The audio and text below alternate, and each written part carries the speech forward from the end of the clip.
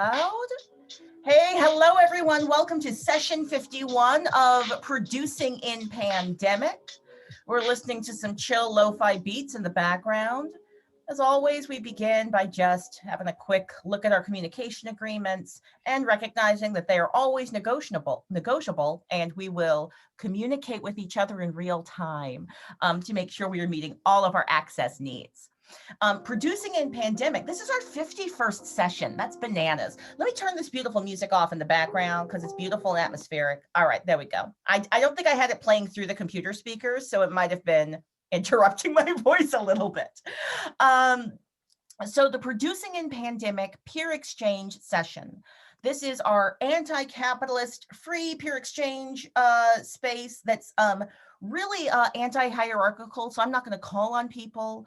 This is a space where I'm already leaning back and being like, it's kind of amazing the international a kind of think tanks that come together, and I'm witnessing some human beings that are holding a lot of leadership and expertise in different areas all over the place. So that is amazing. I am welcoming Rachel to the space. Welcome to Rachel. So we're going to begin, as we always begin, with our survey of how are we doing in producing in pandemic.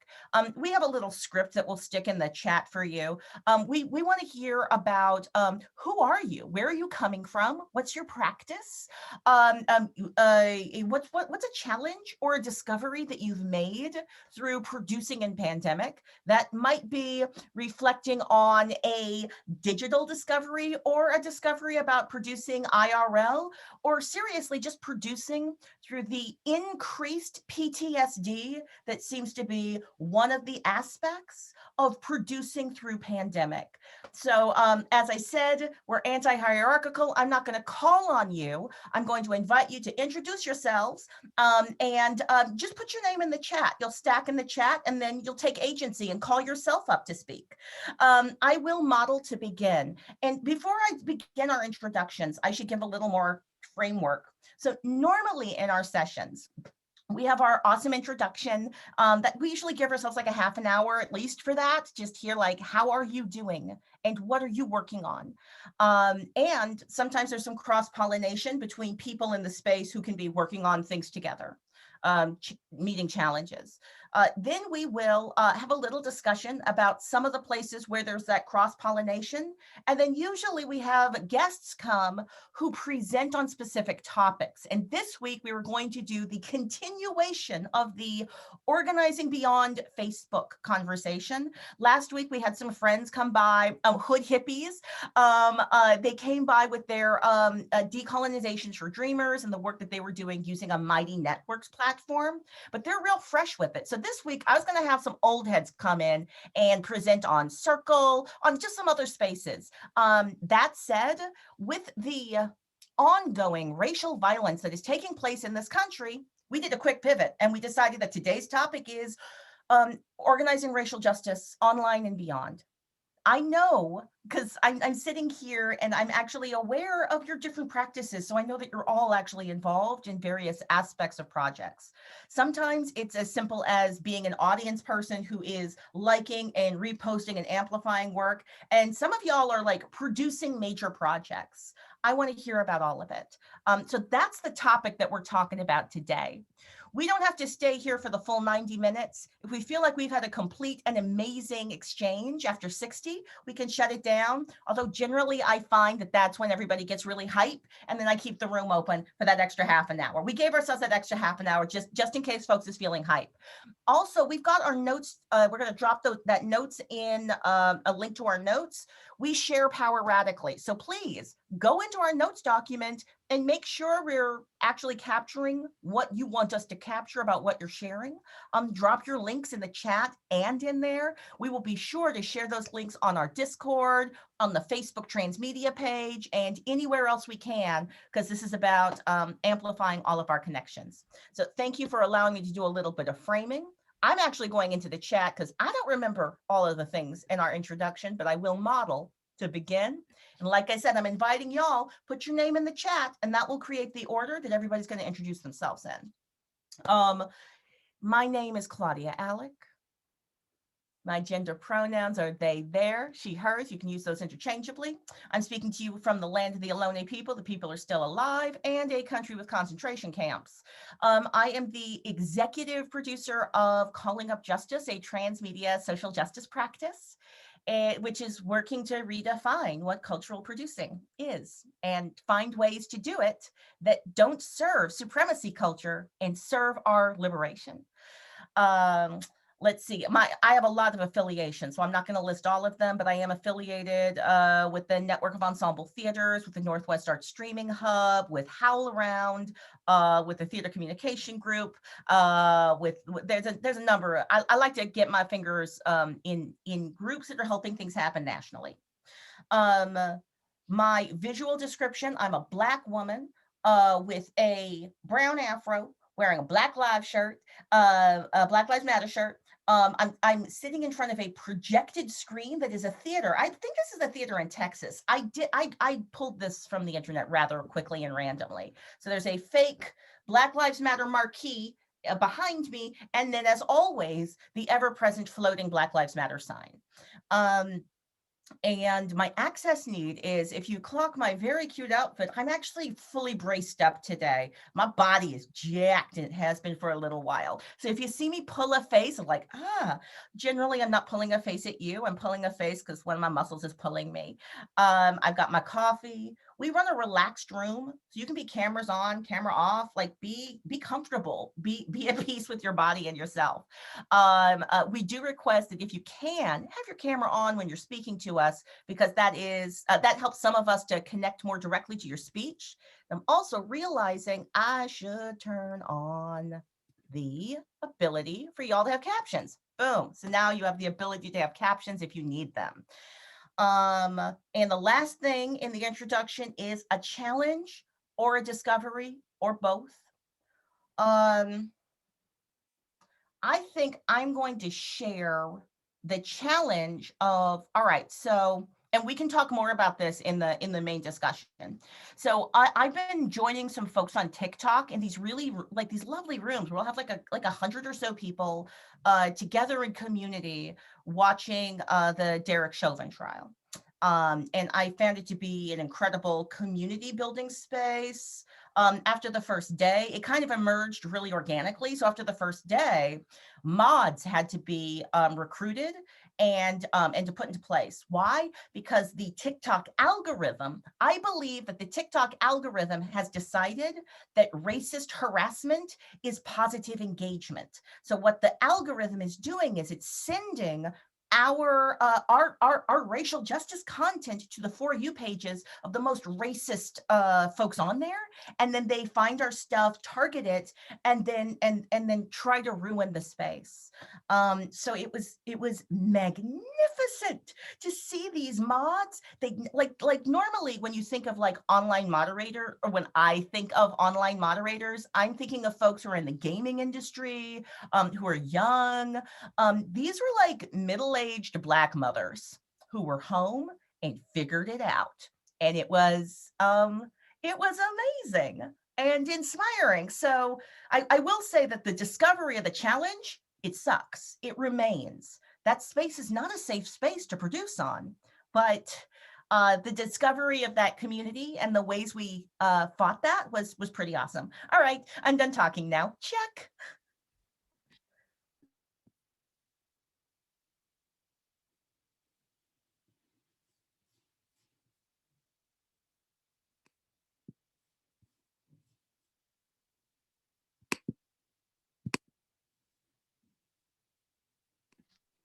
I generally don't want to call on people, but Michael, you said you wanted to go next. You go right ahead. You just unmute yourself.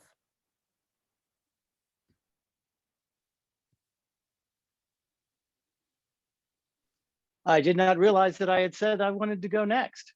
I just put my name on there because I was supposed to put my name on there. My name is Michael Gene Sullivan. I'm a playwright and an actor and a director in the Bay Area. My pronouns are he, him, his. I'm a member of the collective of the San Francisco Mime Troupe, and and also do other activist work, speaking at rallies and stuff like that, and write rally speeches. And I'm just really curious to see. There are a lot of ways that I do not use the media as much as I could. I mean, I use it a lot, but there's a lot of stuff that I don't really get into. And so, you know, like trying to write radio plays and internet plays that are activist plays for people to be able to listen to during drive time. So they're not just listening to, you know, crazy morning zoo white people, but actually doing something that's going to change them in that little bit of time.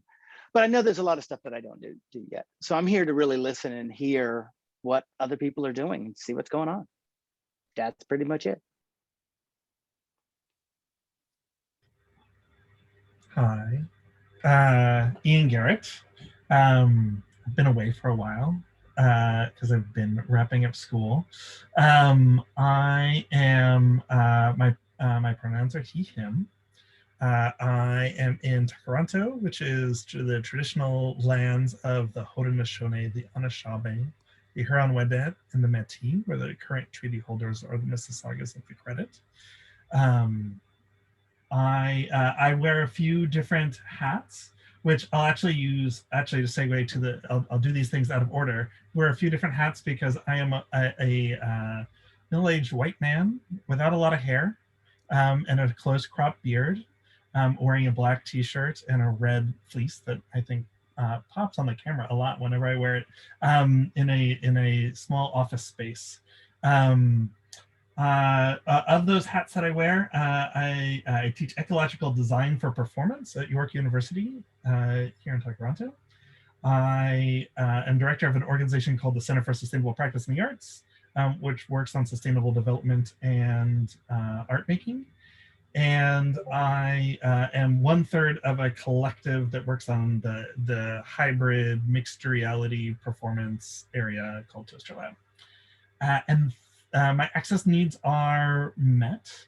And in this last week, I've been wrapping up the term. Our term is ending here as everything is shutting down into our robust third wave of COVID. I'm going to drop a link into the chat and I'll put it onto the notes as well with one thing that did come up that might just interest people here, and our topic for today seemed related. Let me know if this doesn't work. I'll also put it into the document as well, is the most recent issue of the CSPA Quarterly, which was an issue around the Green Rooms project at the National Arts Center, which took place in June. And so there's a lot of information about the projects there to take a look at. And I invite you to download it and distribute it.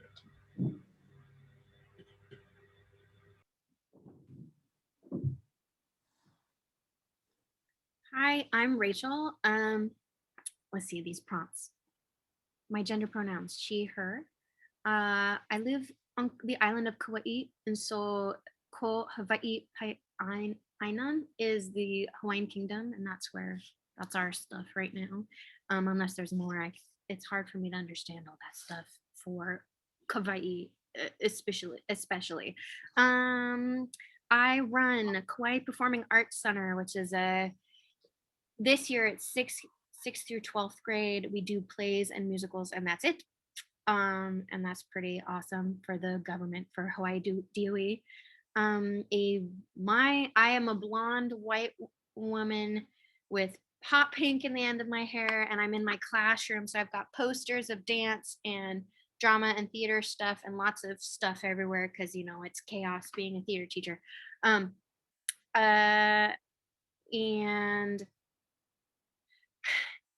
we just opened back up with Safe Travels Hawaii, so it's really kind of unnerving to see all the tourists back, even though we need them. And it makes me worried for my students, who are not very many of them are vaccinated yet. My 16 and olders makes me very nervous. So going around that way. Yeah. Cool. That's me.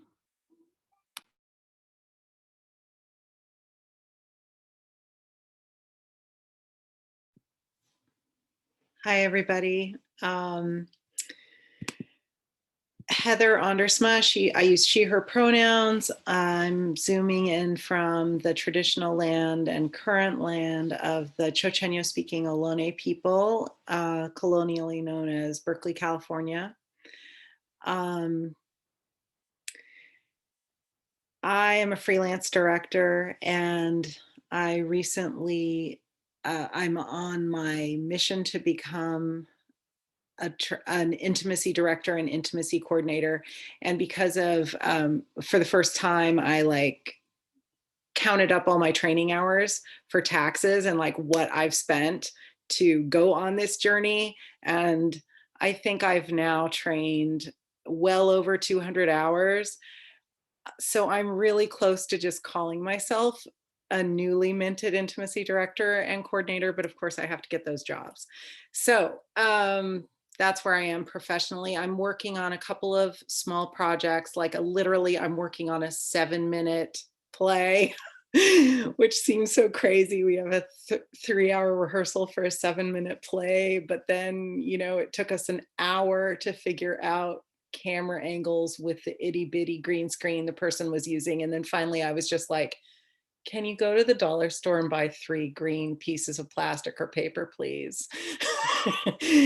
And because that's what we need to do. And I'm also working on a 40-minute play, which will turn into about an hour presentation with Rye Cripps, the women's disabled theater company based in the Bay Area. Let's see, visual description. I'm a middle-aged white woman. I'm wearing glasses. I have short grayish hair, white background, and a dark sweater. And maybe my challenge, I don't know. I feel like some weeks I have no challenges or discoveries, like I'm just day to day to day to day. Obviously, the news yesterday is kind of forefront on my mind. I watched part of a production of Othello on Friday in a parking lot. The production is virtual, streaming from Raleigh, North Carolina. It's directed by Jamaica Holloway, and it features a cast of all women, all BIPOC, except Iago, who's white. And I'm going to drop that link in the chat. So I had car trouble. So I watched it on my phone, which really means listen to it on my phone because it was too bright to really see much of it. The opening looked gorgeous, just gorgeous. And I'm going to have to go back to it because obviously watching it on your phone in a parking lot while you're waiting for AAA is not the way to experience theater. And I think that's it for me right now. Access needs are met. Check. Hey everybody, Rebecca Pingree. My gender pronouns are she, her, hers.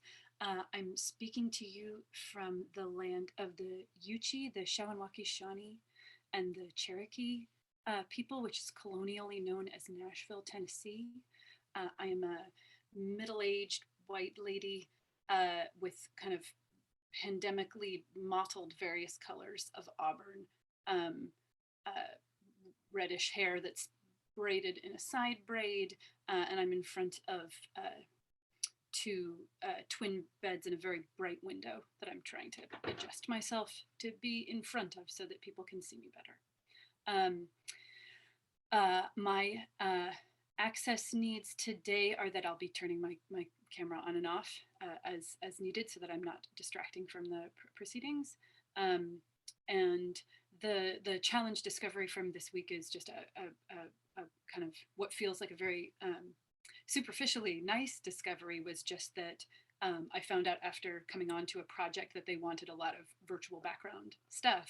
And that first rehearsal was this week, and they sent the email saying like, hey, here are your virtual backgrounds for what's essentially kind of a developmental reading with an invited audience. And so I wasn't expecting that at all. And I am not traveling with a green screen or any makeshift green screenery.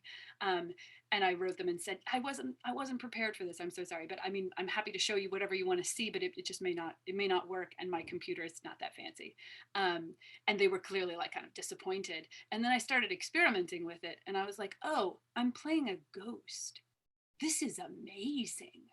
Like, this is literally the best. Like, I can like open my mouth and you can see the background through my mouth, and then like the black of my eyes keeps like fading in and out.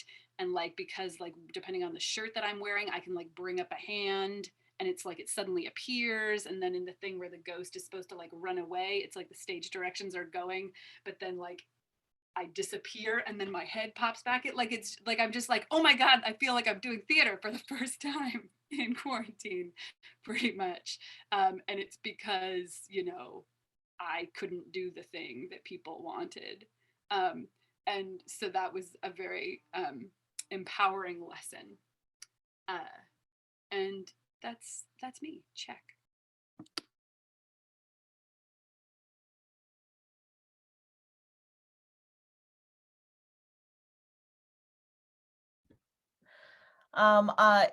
Amusingly enough, Jarrell had queued up and then wrote into the chat, "Oh, I gotta go grab my lunch." Literally when it was like around time. So that was a very funny comedy of errors that I got to see and witness. I definitely want to hear from Jarrell when they return. So I'm going to oh wait, hey, Tanya, did you check in? I have to duck out, so I wasn't going to check in, but something feels not quite right about that. So I'll just make it quick. Hello, hi, they, them, Tanya Newmeyer, zooming in from Toronto, the traditional territory of the Huron-Wendat, Petun, Mississauga of the Credit, Anishinaabe, and Haudenosaunee people. I wear many hats, and today I just want to say hi, just human in connection with other humans.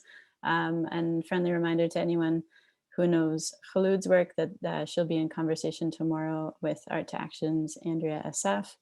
I know I miss her, so I'm looking forward to it. Be nice to see some of you there, 7 p.m. Eastern time. I think for me, the ongoing challenge is just like pandemic fatigue, like what it means to figure out how to get through day to day. Maybe Heather, you said something like that, so I'm feeling that this week. These weeks.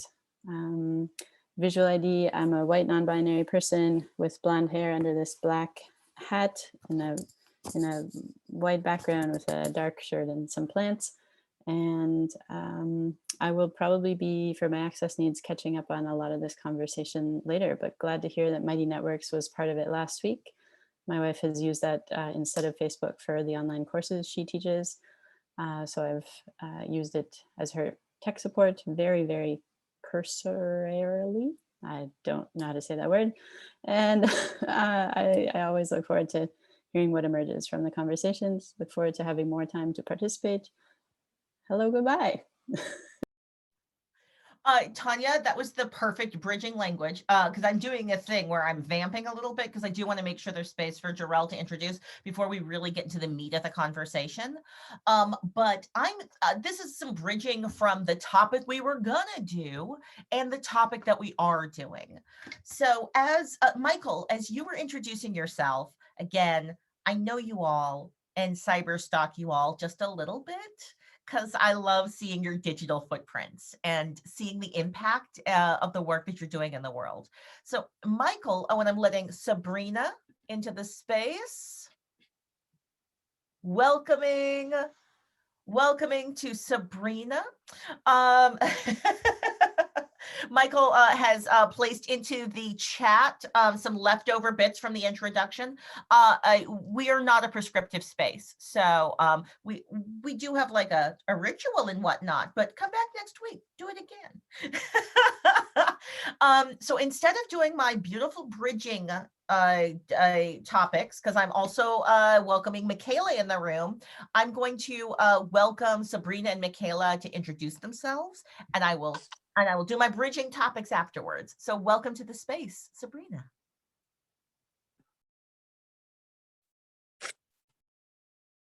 You're muted, Sabrina. Sabrina Hamilton here, coming to you from the traditional lands of the Nipmuc, which is colonially known as Western Massachusetts, which is where I run the Co-Festival of Performance, now going into its 30th year with online performances and workshops this summer. I recently sent out an email to our list asking if you wanted to be on the co-email list. It's not too late. Um, and I'll drop the website in the chat in case anybody wants to get the info. And nice to be here. It's been a little bit. Check. Welcome back to Jarrell. Jarrell, if you want to introduce yourself, or Michaela, you are our last two voices to join. So either order, looking forward to hearing from you. Sure, I am Jarrell, or Jarrell L. Henderson. That's the long form. Pronouns are he, him. I am from Chicago, or the land of the Kickapoo. And let's see, affiliations, if any. I'm a college professor at Chicago State University on the south side of Chicago. I teach performance studies. I am a professional theater director. That is my first love. And I recently became I've been into puppets for a while, but I recently began calling myself a puppeteer because I've been developing and create. Oh, that's right, Claudia, you didn't know that. So I still direct, but once theater shut down last year, I switched to puppetry and have just been developing that. And I've put out 2 short films over the last few months, and there's another one coming out in a few weeks. The first one is called Diamond's Dream, and it's about a kid who's on the red line in Chicago, going to see his grandmother who's dying, and he runs into this kind of mystical, magical, spirit. And then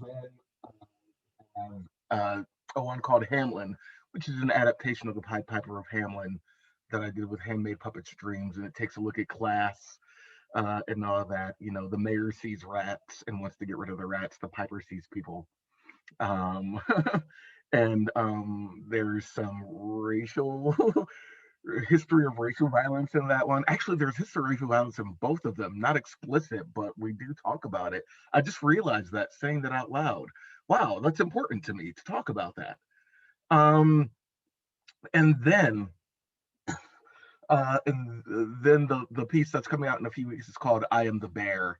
And that was a piece created with Chicago International Puppet Festival, in which I talk about walking. I was profiled in Wilmette, which is a suburb of Chicago. So I created a puppetry piece about it. So that's kind of what, yeah, there it is. Yeah, thank you, Rebecca. So those are kind of my affiliations. CSU, Directors Gather in Philadelphia.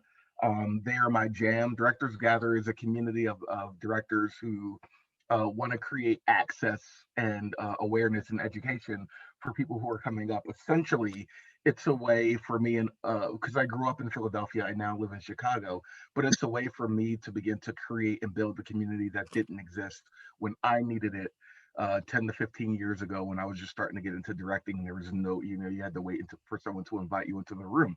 There weren't a lot of people inviting me into rooms. So I think I hit, and so difficulties and observations. So the difficulty for me right now is that I just have no interest in directing Zoom plays, and that seems to be where my industry is.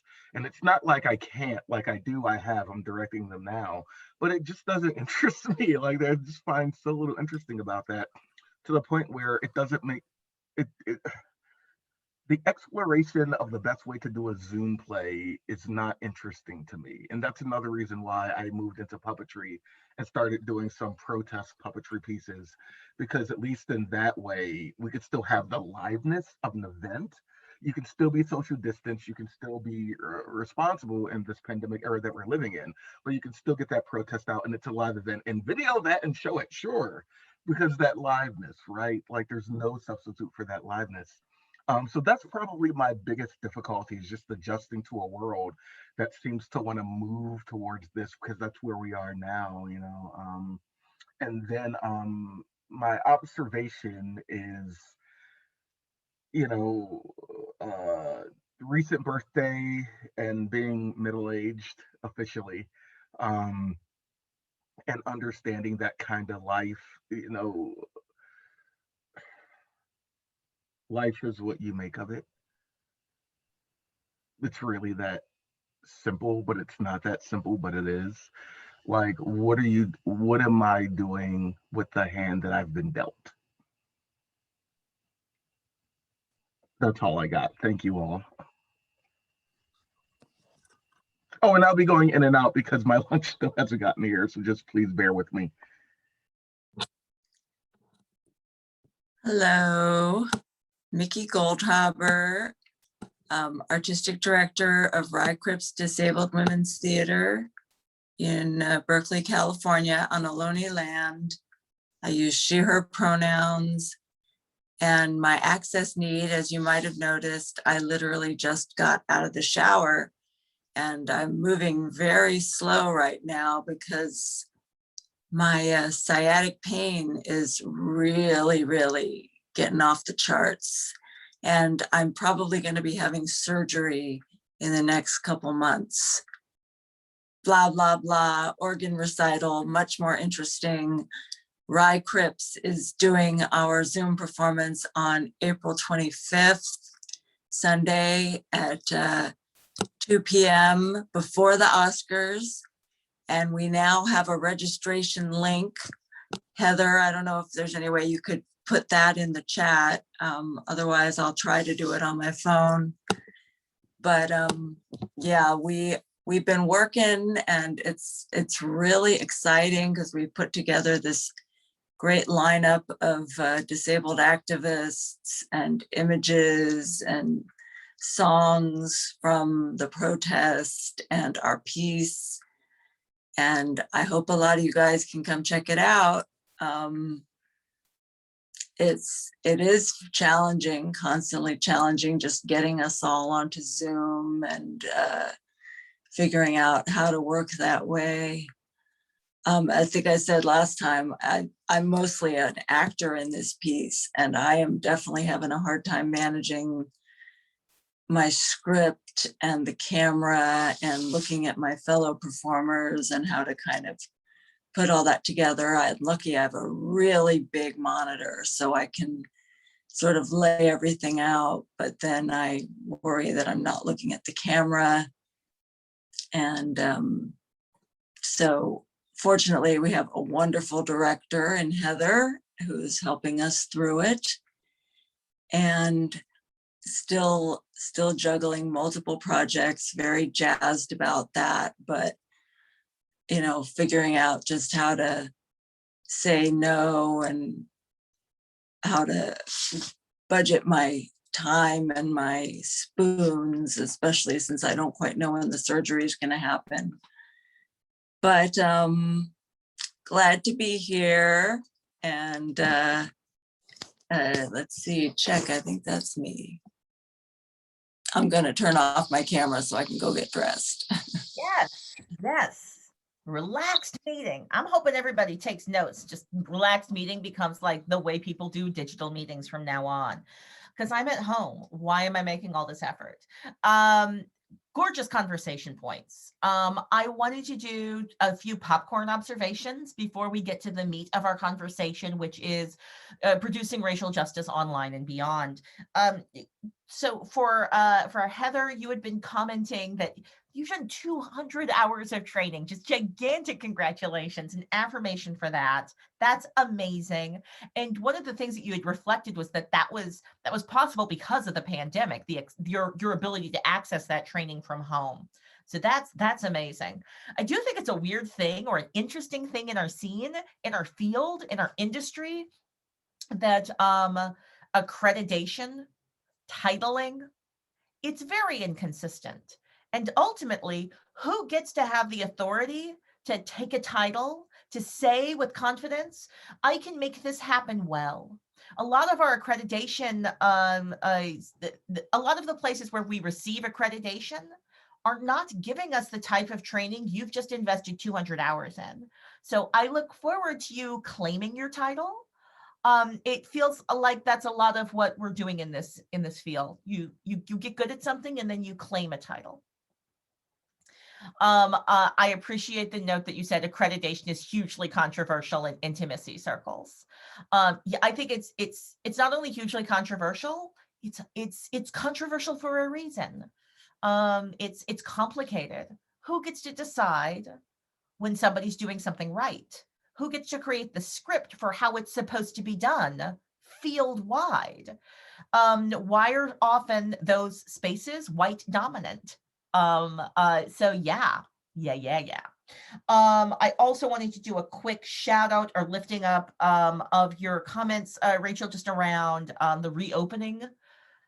Oh, reopenings. So the reopening you're experiencing, I have harder, I have more feelings for the safety of the island than I think I've been holding for some of our states, just because the states feel like they have more permeable barriers. And I go, the island should be safe. Like making the island unsafe is a choice, and you got to make it happen. And it's happening for capitalist reasons.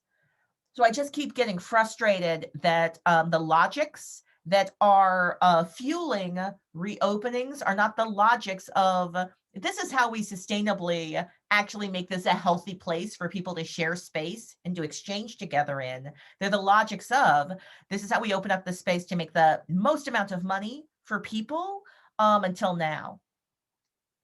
Oh, and Kauai has been very separate until now.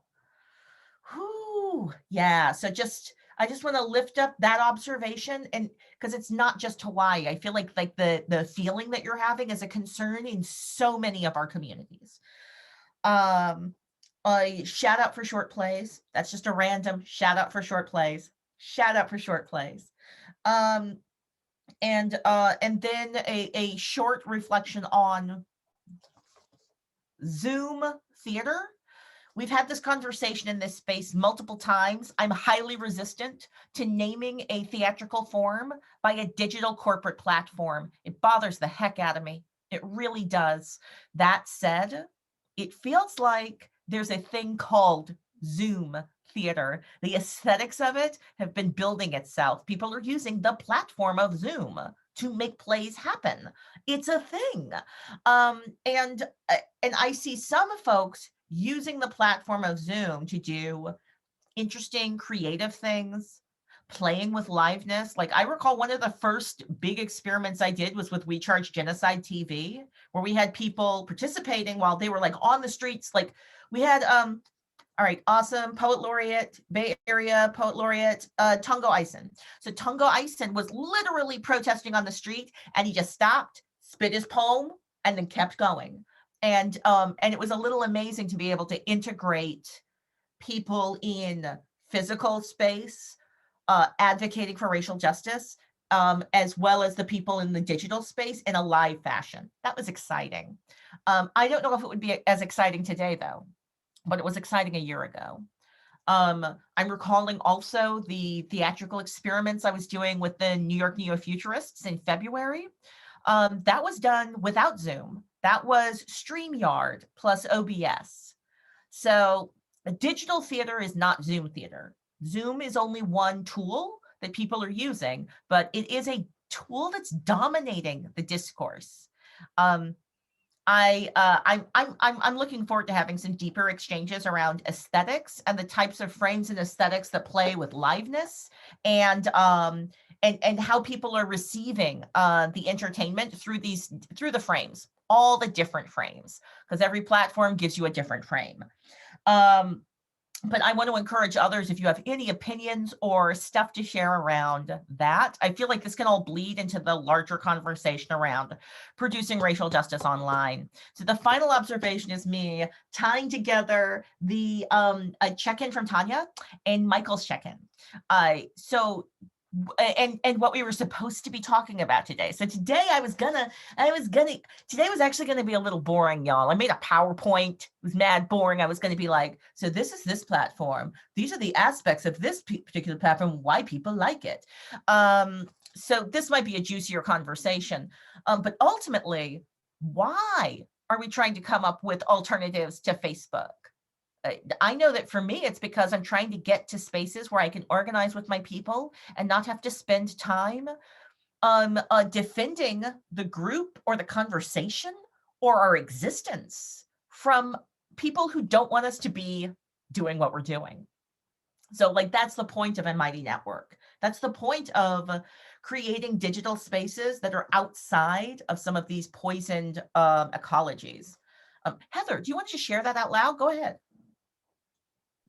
Yeah, Peter Kuo, who came to this group in the early days, and then before I started coming, and then he directed Love and Warcraft, which was one of the early online offerings. He calls it live virtual theater. I really like that term, but I know that not everybody is always doing everything live, and maybe part of your show is live and part isn't. But so far, that's the term that I've liked the most. That just my experience. Nice. I actually want to ask Michael a direct question because I connected to Michael's practice remotely. I've always been a transmedia producer, mostly because I'm trying to reach people when I'm trapped at home, or I'm trapped because of financial reasons in a different state and I can't get to their art. So I've been super duper excited that Michael's work has been available to listen to and get to digitally.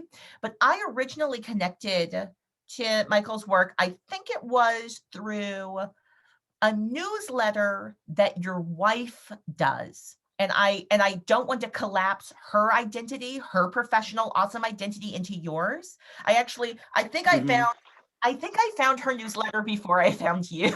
And then I was like, oh, because I was looking for who are leaders in the field, who are leading in ideas around racial justice, but ideas around just producing theater in a less harmful way.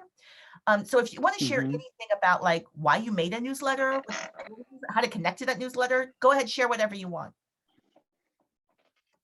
Okay. Well, yeah, I started sending out, there's like, we got a website right away as soon as we could, as performers, as directors, as teachers, as, we wanted to make sure to have that presence and to kind of own that presence in a way that, 15 years ago, people weren't, or 20 years ago, really, actually, it's like 20 years ago, that a lot of artists weren't. And it was like, no, we have to, this is us.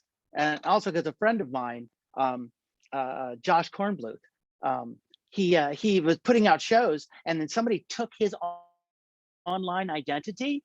They registered all this stuff under his name. And, as a person of Jewish heritage and a leftist, they were putting all of this racist stuff online under his name. And so he was saying, if you could register your website on your name, even if you never have a website, make sure to register your whoever you are.com, because people will start doing stuff under your name if they don't like you, And he was talking about politics and communist revolution and, his family experience. And they were like trying to find him and attack him. And so he did that. And he was on, Facebook, MySpace, Instagram, everything. It's just register your name. Female problems. And then Large prostate is one of the most common conditions in men as they age. Ooh. Oh, that's amazing. And suddenly an enlarged prostate pops in. I'm going to welcome Elizabeth That's why. Alec to the space. Welcome, welcome, welcome. We are in the midst of having a conversation about producing racial justice online. And thank you for saying that, Michael. Can I just say, y'all need to be protecting your digital identities. It is real out here on these streets. I got doxxed, y'all. Really? I made a YouTube video. And then I had all these Nazis, they put my personal information on websites and had me being attacked digitally. And that's one of the ways if they see you shining and making some racial justice happen online, they want to stop your shine. So please keep talking, Michael. Yeah. And so wanting to send out, and so we started sending out a newsletter, and I wanted to make sure the newsletter was super political because part of the people, death to the pigs. And wanted to make sure to, to say what we're doing, to say what other people are doing, to say what our friends were doing, but really to use the all of the platforms. And so like I just put up a thing the other day on Facebook that's just a video talking about the NRA, and somebody got back to me who was a teacher from Parkland, who was just like, thank you for saying that. Yeah, one of her students had died in the Parkland shooting. And she said the next day, she lost all these friends and family who all still thought their guns were more important than the life of her student. So there's a scary part about If like you were saying, you get doxxed, you put yourself out there, but it's fuck them. At some level, what they're trying to do by them trying to stop us by talking about politics and talking about racism and talking about police corruption and violence and us being under siege, they want us to stop talking. And the more they attack you, the more you're right. The more that means you are hitting them where they are softest. So, I'm trying to find a way to do this and to get the word out. And one of the things that I did last year, for those of you who don't know the San Francisco Mime Troupe, we don't do silent mime. We do political, musical, comedy, revolutionary theater, Part of the People, Death to the Pigs. Once again, can never say that too many times. So, but we couldn't do our free shows. We do free shows in the parks because we want the working class to be able to see the shows at a price they can afford. And so we decided to do radio plays instead. And so, and it meant that we could deal with so many more issues by doing these things and getting radio stations around the country and, SoundCloud and all these different things to run our shows meant that we could suddenly reach people with an idea of political analysis and theatrical political analysis across the country and around the world. And to be able to, again, grab it and hold it so that even now, like we did Tales of the Resistance, and we did Red Carol, which is my, super leftist version of Christmas Carol. And when we go back to do park shows, we're going to keep doing the radio shows because that's a chance for people who feel alone in the red states, to still feel like they're not alone. To feel like, they might be that one red pebble, that one black person in a sea of white, whatever it is, but at least they can go onto the radio and hear something that's entertaining, that's funny, and that speaks to them. And so, it's easy to kind of, you want to make sure that the people that are around you in your community feel that support, but also these platforms give us a chance to do the sort of international revolution that we've been wanting to do all this time, and we just got tired of using mimeograph machines and mailing out stuff. This crap's free. So we could be revolutionary, be, anti-sexist, anti-xenophobic, anti-racist, all of this stuff to a huge audience. And we need to grab it because the other side, the counter-revolutionaries, the reactionaries, are grabbing it and using it and milking it for all it's worth. And so we cannot cede this space to them. Anyway, that's me. That was just, again, thank you, Michael. I'm going to encourage folks to mute yourselves when you're not speaking for accessibility. That just helps for the sound to be clearer for our friends when they return. And like I said, you can be camera on, camera off, be comfortable. I'm about to ask you another question, Michael. So first, how do we get to your... I'm back. How do we get to that newsletter? How do we access it? Oh, you were mentioning before that Valina has, because Valina is the creator of the Business of Showbiz, that column that is in Theater Bay Area that talks about all of these issues. And our newsletter is on our website. I mean, I think. I never really thought about that. I just send it to people. I don't even ask if they want it. I should put a subscribe button, but we have a website, michaeljeansullivan.com or valinabrown.com or velandme.com. Our names put together. And, and so, that's a way to if you're interested. But yes, the way that we can, like you were saying, the way that we can do all of this stuff is knowing each other's stuff. And as twisted and bizarre as Facebook is, it's how I got to this meeting. I know. That's because I did not personally invite you. The algorithm actually allowed you to see the invitation. This has actually been a problem for us. When we first started the room, the algorithm was letting everybody know that it was happening. Within 3 cycles, Facebook was like, oh, you want to keep doing this? You better pay me some money if you want people to see your content. You better take out some ads. Like, I don't have money to do that. Like, we're just meeting for free in the equivalent of my digital living room. So, so I do think that there's some interesting conversations we might want to have around what are the techniques we're using to actually make sure our work is being seen on these platforms. I want to put a pin in that though, and do a go backsies. How do we get to the radio shows that are archived on your website? How do we get to Oh, yours? you could just go to the Mime Troops website, sfmt.org, and that's got all the Tales of Resistance from last year, which was 4 shows. Which I told the Mime Troop I was going to write these 4 radio plays. It's 10 episodes, 4 different storylines that interweave about police brutality and Amazon workers and COVID and tech, and how tech is taking over our lives. And they all come together like that. So you can listen to those for free anytime. Red Carol, which is my radical Christmas carol, that I don't think it's available right now because we're just going to do it seasonally, but I am trying to get it actually done. There's a chance that I'll be able to actually have somebody, not even in the United States, produce the show, which I have a hard time believing because it's pretty radical.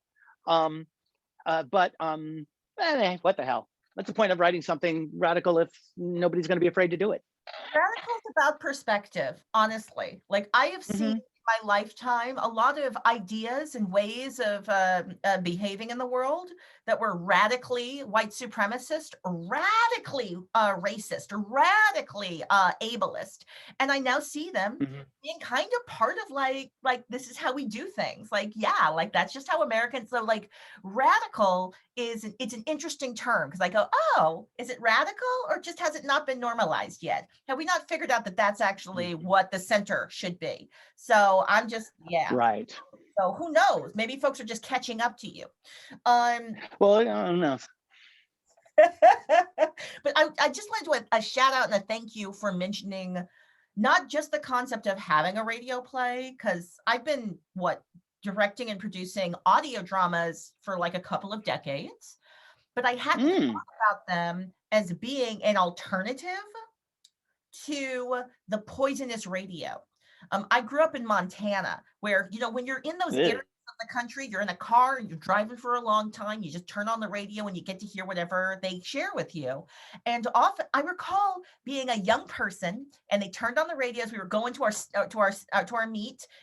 This was in high school, so it was like some kind of like speech meet or something. And the talk radio guy was saying such horrible, racist, awful things. I literally started to cry because I was like, oh, like it hit me in that moment. This was in the 90s. It hit me in that moment. Oh, there are billionaires that have purchased all these radio stations and radio waves, and they are making this show. They're making a show that just keeps talking about how I shouldn't be alive, I shouldn't exist, and that I'm garbage and bad. And they're repeating it to people over and over all day long. And the only options are that bad show or like some terrible Christian stuff. So then, we put on a CD and listened to some other music in that moment. I love the idea of using radio plays as an alternative to that, to fight that. That's amazing. Yeah, a lot of people, when we first started doing it, they were like, they were literally saying, who the hell listens to radio? And I was like, you can listen online, but a lot of people listen to radio in the middle of this country. They have those long drives. And you think about it, that period, those commute hours are when people are hearing about the world. They get up in the morning, they probably don't read the news, but they sit in the car for 45 minutes. And if all they're hearing is, Rush Limbaugh until, Satan decided to snatch his ass away. But if all they're hearing are Fox News, all they're hearing are these right-wing, racist, Christian, fundamentalist, folks, then they think that is the world. They think that's the majority, that mindset. And if we could crack that, like Air America did for a little while, but also they needed content. And all of us can create this content and pitch it to radio stations and say, especially stations like KLW or KPFA, these stations that have these, can get stuff all over the place and are connected to bigger networks. Then suddenly that voice that is, dealing with, immigration, that voice that is dealing with trans rights is something that's just a little bit on the bandwidth in those areas. So it's something that we gotta, like I said, we gotta keep fighting for our space everywhere. This is so true. This is so true. Well, I want to thank Jarell for being here, and I'm thinking that I'm going to invite Jarell to come back and maybe share some of that puppetry work a little more intimately. Because going to the website and seeing some photos of the work, it just looks super interesting. So we've spoken a little bit. Now getting my notes so I can remember what we've talked about, because we talked about a lot of things. So I had brought up TikTok at the top of this conversation, and it was and the type of producing that was taking place on TikTok was actually atypical. Usually when you're thinking of TikTok, you're thinking of like a 15-second or a 60-second video. The video is usually hyper edited, hyper fast with a bunch of filters. I'm talking to you like this. I'm saying things like this. I'm talking to you like this. And I'm just seeing so many amazing content creators creating anti-racist education content on there. So that's deeply exciting. But they're also, to a T, almost every single young African-American social justice educating content creator that I've followed has been complaining about being shadow banned. Is anyone familiar with this term? Does anyone want to share what they feel like the term means? Like, what's their understanding of the term shadow banned? Please go ahead, anybody. You know, I don't call on folks. So my understanding of being shadow banned is that they feel like TikTok, they might explode, like have a really have a video that has a ton of hits and then out of nowhere, nothing, that they like have to work even harder to get their message out. And so it's kind of like they're put in a shadow. It's like shadow. It's not, they're like put in the background, or they just have to work so much harder to get their content out. And I see it all over all the platform, all the talks, all the like realms of TikTok talk that, you know, teacher talk, art talk, all the like, you know, what we're talking about, all of those, it happens everywhere. It really sucks. I've also heard content creators speaking about this on other platforms like Facebook, Twitter, YouTube. It's the idea that they're creating content and it is not being published to their followers. So their followers are literally not seeing what they asked to see, which is interesting. It's interesting to consent to be in spaces that are going to covertly manipulate you into creating the materials that they want you to create. It's very passive aggressive. I'm also curious about, I'm wondering how the event that you produced, Sabrina, happened last year, that Juneteenth event. How did that manifest? Because I feel like that was a digital connections thing that helped that to take place. This is me switching topics just a little bit. It happened because Trump put out his announcement and about doing his speech in Tulsa. And I had the previous year done a different show about Tulsa by Katie Pearl live in the theater.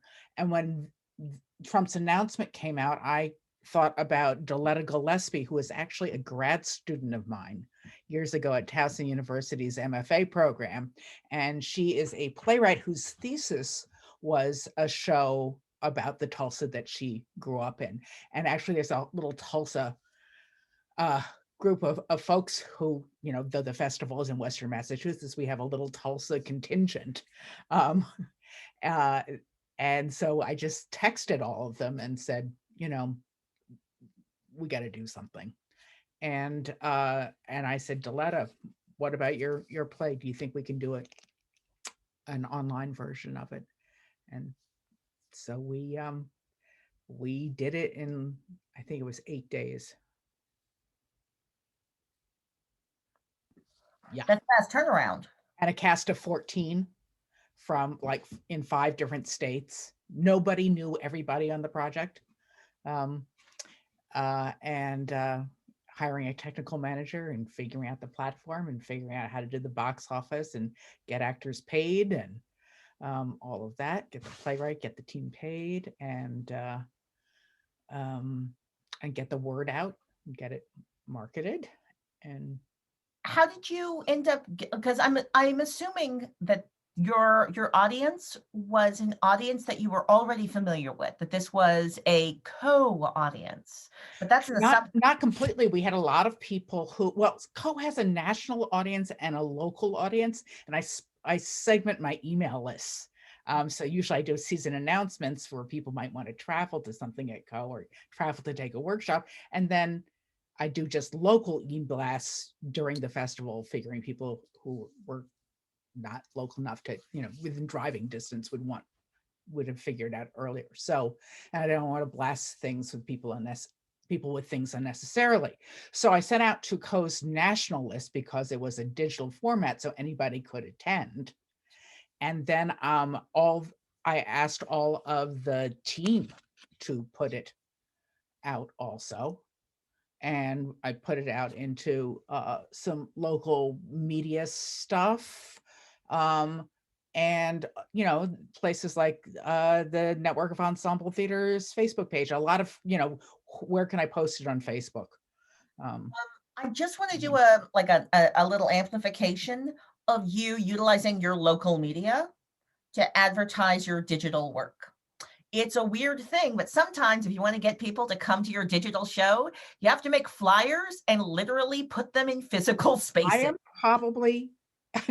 I am debating now, but I may end up taking print newspaper ads. Yes, do it. For our digital offerings this summer. We have really great local newspapers here that were, founded in the 1700s. But they're really powerful instruments of free press and freedom. And they are endangered. And one of the reasons they are endangered is that so much of the arts and culture advertising has gone away. They haven't even been doing arts listings. They're going to bring that back. And so I feel like they've supported me by giving me, cut rate advertising and articles and everything else over the years. And it's time to do the same thing. And then the other thing is also local radio has been we have, a very wonderful relationship with 2 different radio hosts. And most of our shows, we do like a half-hour segment or sometimes even longer each week during the festival because our stuff is so sort of content heavy. It's curated to provoke civic dialogue, so it makes sense for us to be on those kinds of radio shows. One's run by an ACLU lawyer. It's the morning show, and the other guy comes and does interviews with the artists in the space every week when we're in the space. It'll be phone this year, but I would argue that one of the ways supremacy culture is doing moves to keep hold of everything is by weakening our decentralized communication systems, our localized press. It's a lot easier to control everybody if there's only one microphone and you have control of it. So the attacks on the local press, again, I'm just going to do a shout out. I hadn't thought that in this conversation, one of our takeaways would be, as part of a liberatory producing practice, maybe you need to invest in your local print press, even if you're producing a digital event, because that is part of the communications ecosystem. And some people don't have computers and they're not on the computer all day long. And also the algorithm controls what you're seeing on it. I can put posters up all over town and the algorithm can't make sure you won't see them. So what I'm thinking about now is restreaming that show, but what I'm trying to do is do captioning for it, so to increase access, and on the anniversary, restream it. And by accident, when I did the latest website update, I put the workshops and I said performance information to come, but I still had that show up, but I put the date 2021 instead of 2020, and the ticketing link was still live, and I've had 3 people buy tickets to last year's event, so I guess I really will do it again.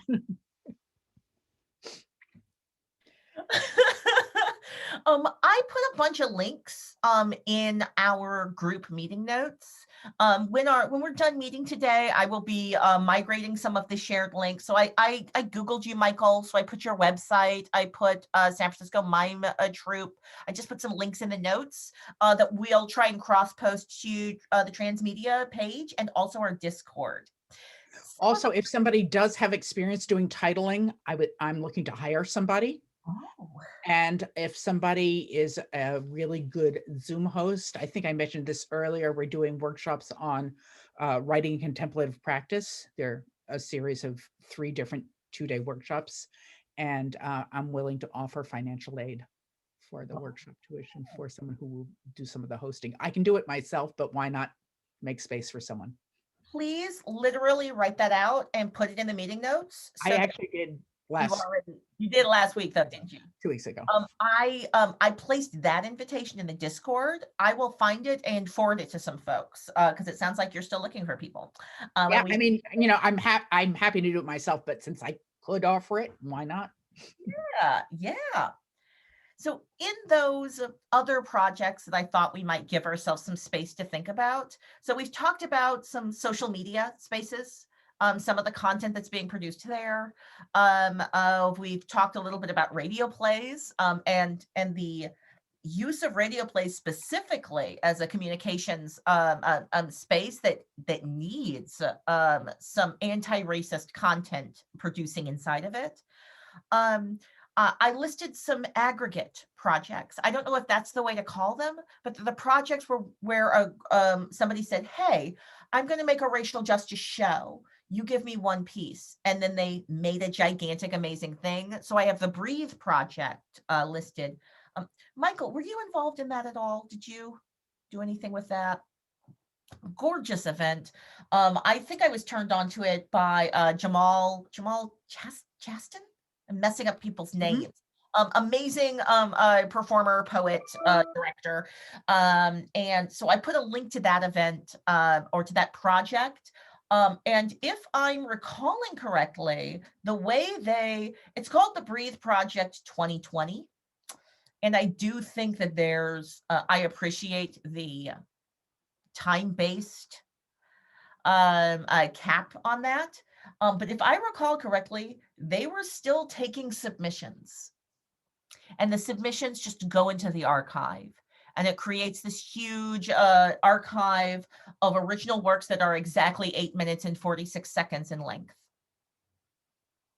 And I just feel really grateful that the project existed. It created some beautiful moments to help process national grief, national mourning, some beautiful art that I was able to send to people to say, hey, you don't get it. This might help you. I listed, did anyone, actually, before I move on, did anyone else experience the Breathe Project 2020 at all? All right, well, click the link. I highly recommend you check out and support that work. It was beautiful. I also, all right, now this is very telling. I can see that I put down a bunch of things I was involved in because those are easy links for me to find. So I put down the Every 28 Hours plays. But I gotta say, I'm super happy that SUNY Potsdam, they're working on a production right now. So that's exciting. We also have a group of young folks who have been working on, their idea was they wanted to make a podcast, and they had a very clear vision of the podcast being 20 minutes.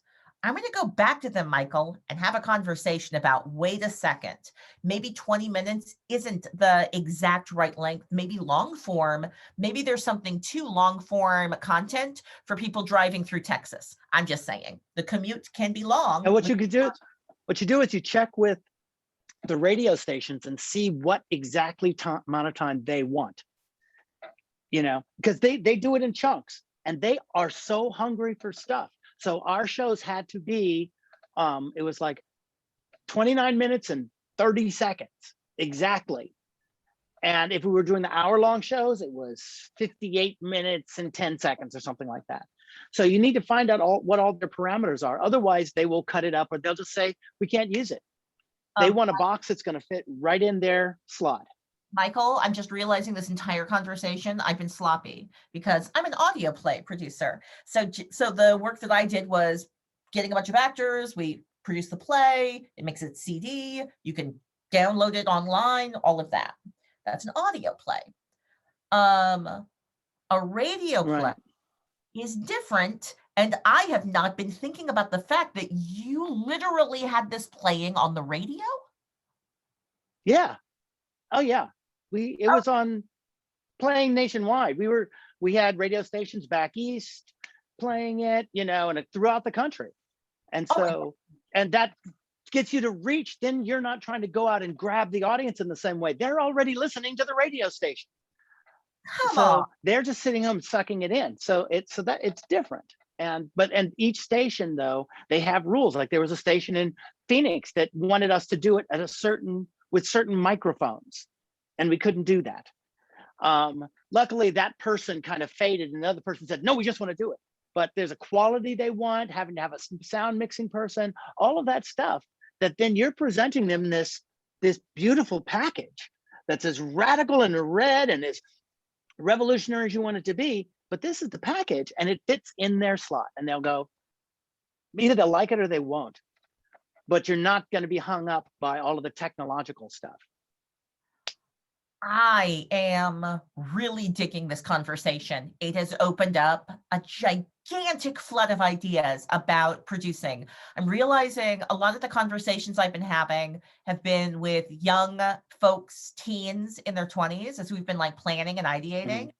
And we have really been forgetting some of our other communication streams. We've just totally been divesting from them.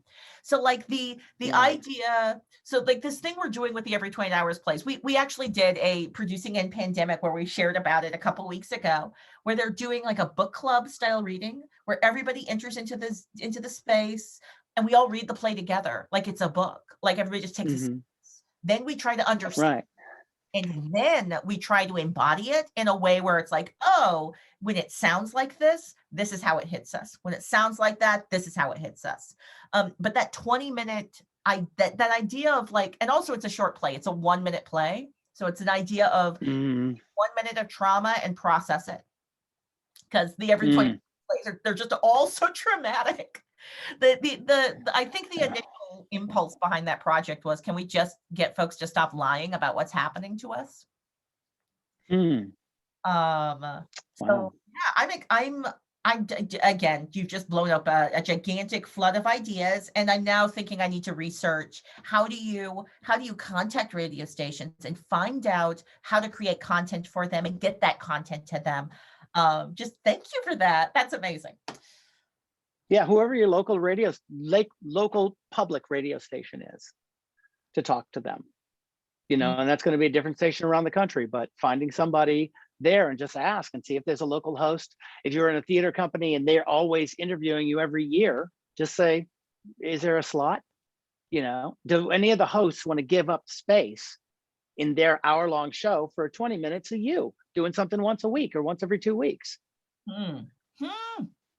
Also, shout out for repurposed content, Sabrina. I actually think that that's a producing model that we all need to be keeping in mind. I think about what's the financial model that they make a talk show on. They have to make a live show to make the digital show that we all see. And that live show is actually fun. People get in line to see it.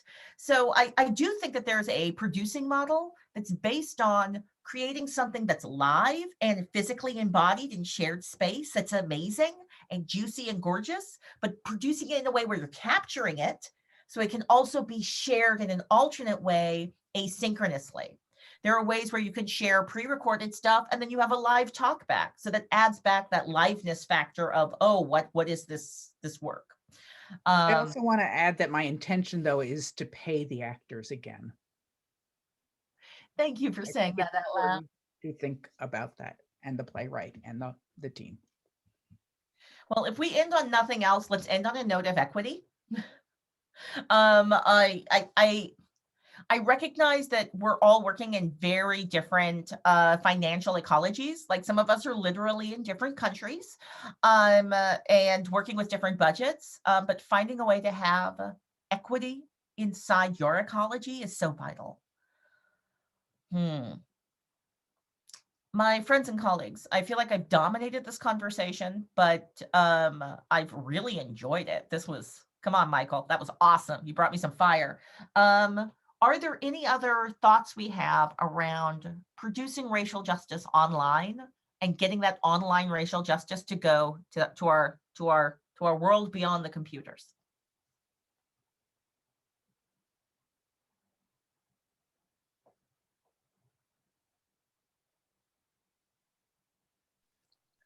I'm also in it, besides being in the mime troupe, I'm also in a group called ARC, which is the Actors Reading Collective. And what ARC has been doing is finding shows that don't get done often by different playwrights, and finding, BIPOC playwrights, women playwrights, all of these shows that should be getting done. And really then, doing readings, people are going to get paid, not yet, but going to get paid soon. And really giving this as a platform so that inviting directors, inviting producers, inviting people to kind of see this other version of the world. And also hopefully the audience will question why their theaters aren't doing these plays. Why aren't you showing this world? Why aren't you doing this? I just heard this play. I saw it online, or I heard it from this company.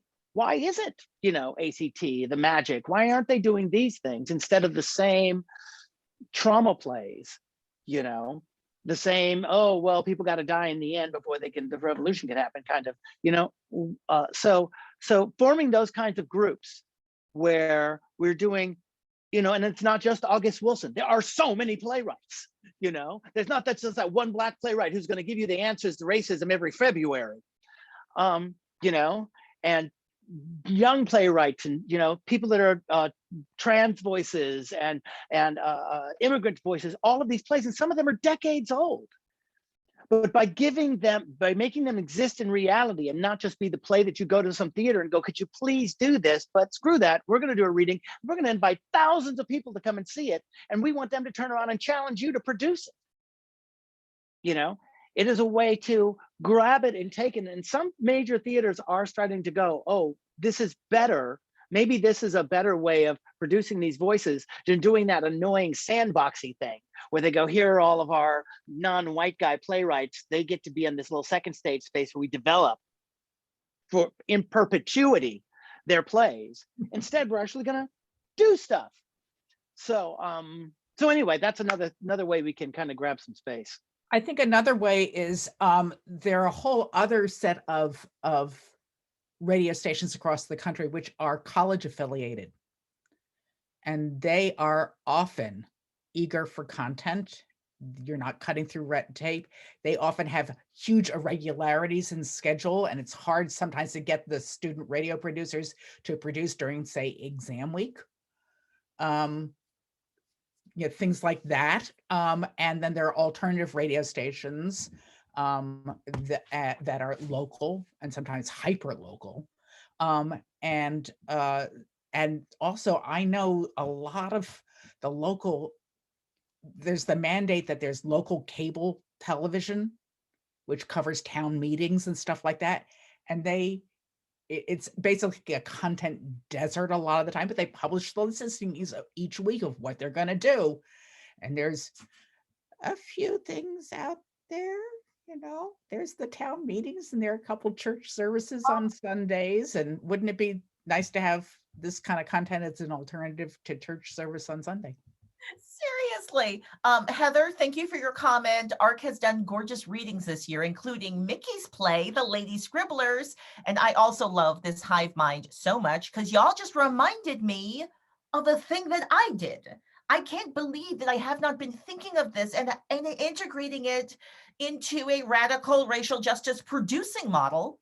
So when I was in Ashland, Oregon, that small town, what did we do every year? We would produce the Martin Luther King Day celebration, and we would do a 3-camera shoot, and we would have it shown on the public access TV all year long. It was just a piece of the model. And often they will give you the camera and the group. Yeah, exactly. Yes. I mean, I had something that's slightly more complicated going on, but yes. But what I love is that I had people who would come to me like in the middle of the year in June, and they'd be like, oh, I saw that Martin Luther King show. I thought that was super. And thank you for doing. And I'd be like, oh, right. They show that on TV all day long, all year long, because it's a content desert. But if you produce the content that will open people's minds, and then you put it places where they might just run across it, that's amazing. So I'm now trying to figure out, how can I create an invitation to all of my theatrical producers? Can you make some of your content, your racial justice, anti-racist content available to your public access TV stations? That's amazing. Come on, y'all. Well, I think it's so win-win because they're hungry for content, but they don't know how to make it. And we have people who are hungry for audiences, yeah, I think it's just sort of win-win. Rachel, I don't know if you're aware of Idris Goodwin's project with Theater for Young Audiences, but I stuck that also in our group notes. It is an awesome collection of free plays that are free anti-racist plays. And I don't know if that will be of interest or use, but I've put that down as another space of, I think that it's interesting that we have the ability to put invitations, to create digital invitations for people to create performances elsewhere in the world. And so Idris created a bunch of digital invitations for young people to engage with racial justice, for teachers to engage with racial justice. And I love that TYA USA helped to make that happen. I'm not usually supporting actual infrastructural organizations, but yay that. I'm all for it. So if it's possible, Michael, if you could drop any links about ARC, please do in the chat or in our group notes. I'm going to bring our conversation to a close because we did do the full 90 minutes, y'all, but it was fire. Just thank you for your amazing work that you're doing out there in the world right now. Congratulations on closing out a semester of teaching, folks. Ian, I'm glad you're going to be getting to put some more energy into some of this digital work. Congratulations on the continued producing to everyone. I'm really excited to finally get to go to the Co-Festival. I've been wanting to go to the Co-Festival for so long, and now I get to go. So that's amazing. RIP to Duante Wright. I am encouraging all of us, if you can, just be out there on them digital streets today. Be out there on them digital streets tomorrow. Repost good information. Call out bad information. And for my white colleagues who are listening to this today and also asynchronously in the future, hi, maybe call some of your people in. Call your people in. We're cultural producers. The work that we do literally makes the culture. So I just want to make sure you're as empowered as possible to do the thing you're already doing. I'm going to hit stop on the recording. So goodbye, asynchronous audience.